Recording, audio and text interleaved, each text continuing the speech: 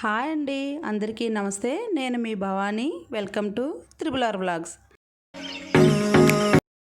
అందరికీ వినాయక చవితి శుభాకాంక్షలండి. మేము మా ఇంట్లో చవితి పండుగను ఎలా చేసుకున్నామో మీ అందరికీ చూపిస్తాను, చూసేయండి. నేను ముందు రోజు ఇల్లంతా శుభ్రం చేసుకొని గుమ్మాలకు మామిడి తోరణాలు కట్టుకొని గడపలన్నిటికీ కూడా పసుపు రాసి కుంకుమ బొట్లు పెట్టుకున్నానండి.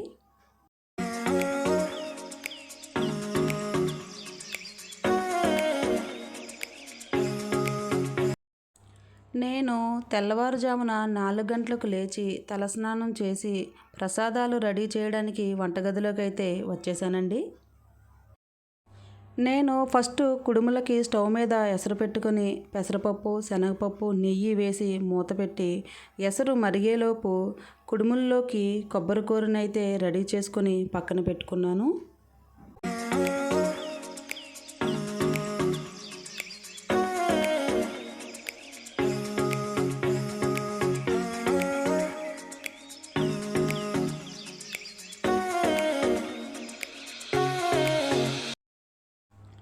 కుడుముల పిండి అయితే రెడీ అయిపోయిందండి.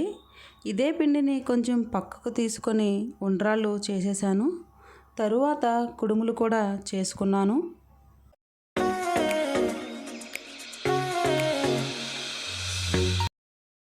ఒక పక్క ఆఫీస్ వర్క్ చేసుకొని మరో పక్క బాబుని చూసుకోవడం వల్ల వీడియోస్ని ఎడిటింగ్ చేసి పోస్ట్ చేయడం కొంచెం లేట్ అవుతుందండి.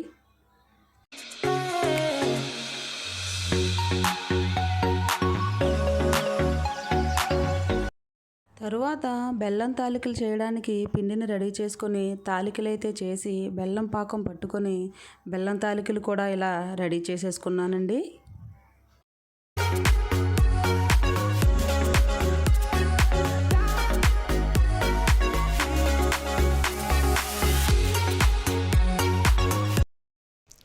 ఇక వేరే గిన్నెలోకి నెయ్యి వేసుకొని డ్రై ఫ్రూట్స్ అవి వేగించి పక్కకు తీసుకొని అదే గిన్నెలో సేమియాలు కూడా వేగించి సేమియా పాయసాన్ని అయితే రెడీ చేసేసుకున్నాను.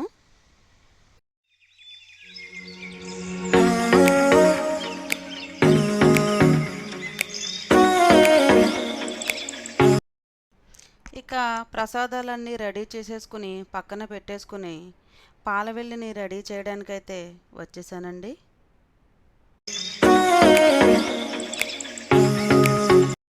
ఇక పాలవెల్లికి పసుపు రాసి బొట్లు పెట్టి పండ్లన్నింటికీ కూడా పసుపు రాసుకుని బొట్లు పెట్టి ఇలా పాలవెల్లినైతే రెడీ చేసుకుంటున్నాను.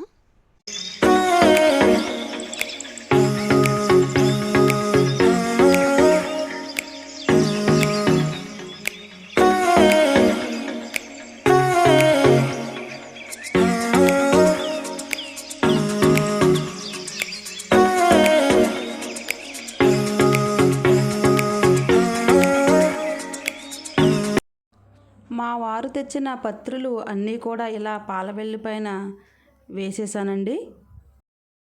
వినాయకుడిని 21 రకముల పత్రులతో ఆకులతో పూజిస్తారు. అవన్నీ మనకు లభించకపోయినా మన దగ్గర ఉన్న వాటితో పూజించినా చాలండి. అసలు ఆ వినాయకునికి ఇన్ని అవసరం లేదండి. ఒక్క గరిక పోచతో పూజించిన వినాయకుడు పరమానంద భరితుడైపోతాడండి.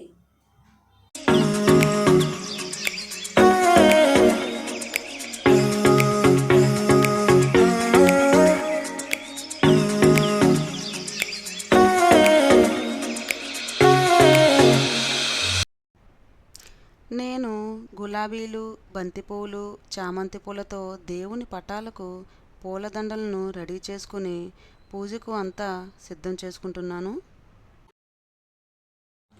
మనం ఏ పని మీదైనా బయటకు వెళ్ళేటప్పుడు విఘ్నాలకు అధిపతి అయిన ఆ వినాయకుడిని ఒక్క దండం పెట్టుకుంటే చాలండి, మన విఘ్నాలన్నీ తొలగిపోతాయి. అంతకుముందు దేవుని మందిరం హాల్లో ఉండేదండి. నాకు 2 ఇయర్స్ బాబు ఉన్నాడని తెలుసు కదా మీకు. వాడు అన్నీ లాగేస్తున్నాడని పెద్ద పెద్ద దేవుని ఫోటోలన్నీ తీసేసి పైన పెట్టేసుకున్నాను. చిన్న చిన్న ఫోటోలు మాత్రమే ఉంచి ఇలా ఈ రూమ్లో ఒక ర్యాక్లో అయితే సర్దుకున్నాను. ఇక్కడ చాలా ఇరుగ్గా ఉండడం వల్ల అందరం కలిసి కూర్చోవడానికి వీలుగా లేదండి.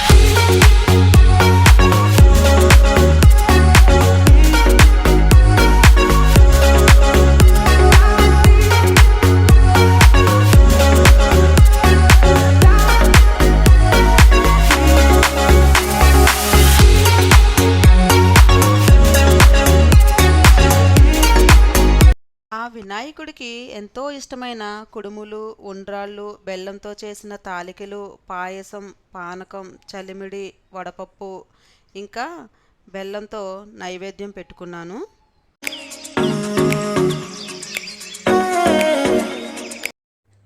హారతి ఇచ్చి ఆత్మ ప్రదక్షిణ చేసి ఇలా వినాయక చవితి వ్రత కథనైతే చదువుకున్నాను. మా ఇంట్లో ఎప్పుడూ కూడా కథను నేనే చదువుతానండి. ఈలోపు నా భక్తికి మెచ్చి సాక్షాత్తు ఆ వినాయకుడే మా ఇంటికి వచ్చి నేను పెట్టిన ఆ శనగలు ప్రసాదం ఎలా తింటున్నాడో చూడండి. పిల్లలు దేవునితో సమానమని అంటారు కదండి. ఈ వయసులో వాళ్ళకి ఏం చెప్పినా అర్థం కాదు కదా. అందుకే మనమే వాళ్ళతో చాలా జాగ్రత్తగా ఉండాలి.